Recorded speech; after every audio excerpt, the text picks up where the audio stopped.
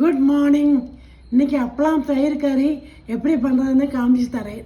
இதுக்கு நான் ரிச்சட் அப்பளம் யூஸ் பண்ண போகிறேன்.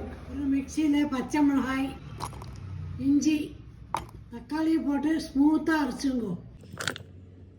அப்பளமை இந்த மாதிரி சுட்டு வச்சுங்கோ.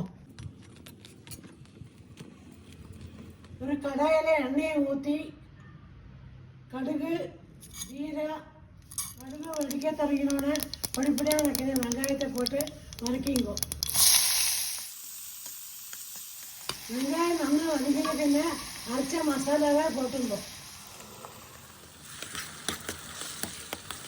2 நிமிஷம் வதக்கினதுன்னு கொஞ்சம் உப்பு, மஞ்சப்பொடி, பச்சை காரப்பொடி, கொத்தமல்லி பொடி தண்ணி விட்டுட்டு நல்லா கொதிக்க விடுங்கோ.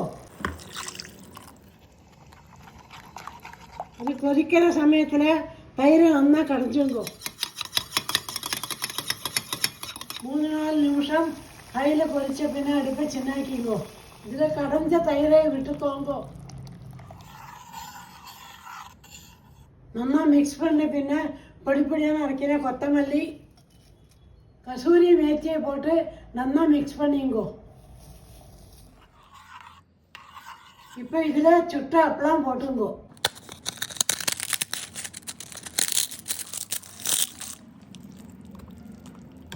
ஒரு 2-3 நிமிஷம் சிம்மிலே கொதிச்ச பின்ன அடுப்பு அணைச்சிடுங்கோ.